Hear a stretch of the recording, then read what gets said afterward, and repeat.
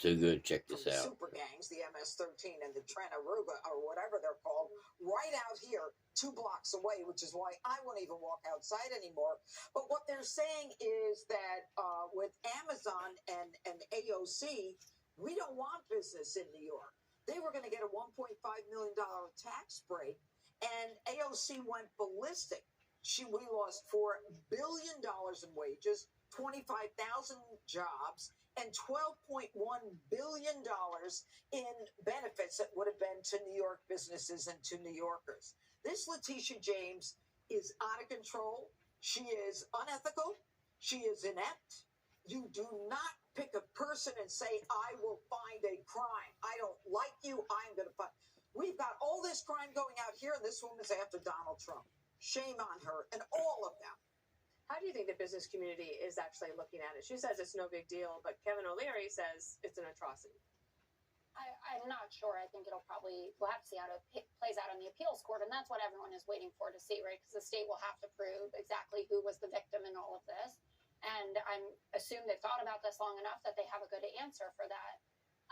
But basically, everyone who is defending Donald Trump in this, from Kevin O'Leary to some folks here, is saying it is okay to falsify your business records, to issue false financial statements, to commit conspiracy for insurance fraud.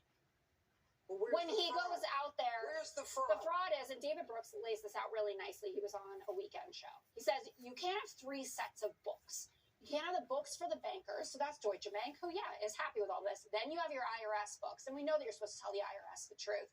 And then you have a set of books with the real numbers, I guess, which is what Alan Weisselberg had. But Donald Trump continually. There were 3 sets of books. Where do you get that from? She just making shit up. That's part of what Judge had said that he present. Oh, because he's a lunatic, it means it's in the case. Yeah, this is Donald a judge who decides cases based on emotion. Okay. I think emotion is hot at the table, and it is not emanating from me. So, since Donald Trump ran the first time, he has been making this argument: if they could do this to me, they could do this to you.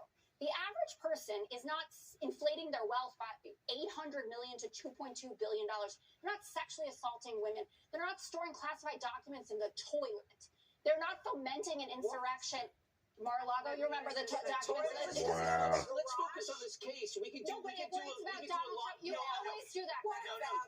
It's not. Laundry list. Really? You can say Judge Edgar on this too. When we're talking focus on one topic, we're focused on one topic. Okay. And yes, it does matter. Falsifying your business records. Do you do that? No. I'll tell you what I do, because I'm glad you asked. Get her, Greg. Contract negotiation with a company. Let's say your contract is up, and your company says, we want to renew your contract, and they don't give you a bump in the raise. That's the beginning. And then you come back and you go, you know what?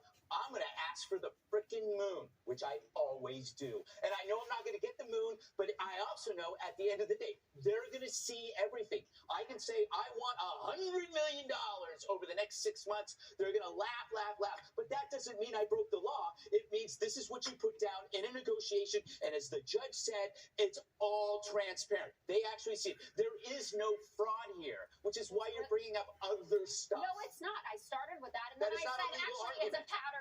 Well, I'm sure. I gotta get Jesse in. Let's just give you the final word. I was going to say, you obviously, with respect, Jessica, know nothing about real estate valuations, real estate development, or the IRS, or getting loans from big banks to develop skylines in New York City. Donald Trump did more for New York City than 1,000 Letitia Jameses done. And that's right. If you look at this history of this case, she's gone after now Cuomo, Donald Trump, the NRA, the NYPD, and she's done nothing on street crime, nothing on real white-collar crime. And then her phony friend, Alvin Bragg, if you just try to defend yourself working at a bodega or on the subway, he goes after you. That's why 160 businesses have left New York. That's why almost 1 million New Yorkers have left.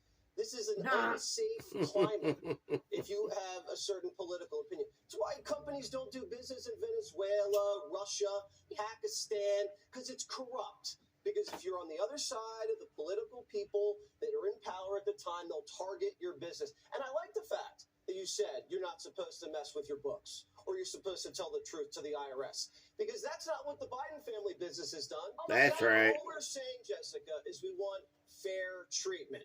You're looking at a mountain of evidence where the guy doesn't even have a business card. The Bidens don't even have a website, and there's diamonds missing. There's tax fraud. He's sitting down to dinner with Russian billionaires and then pulling them off the sanctions list. Donald Trump, you can see what he does.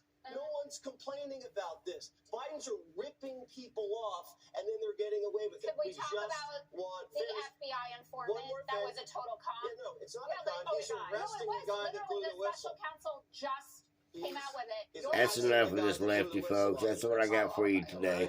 Have a great one.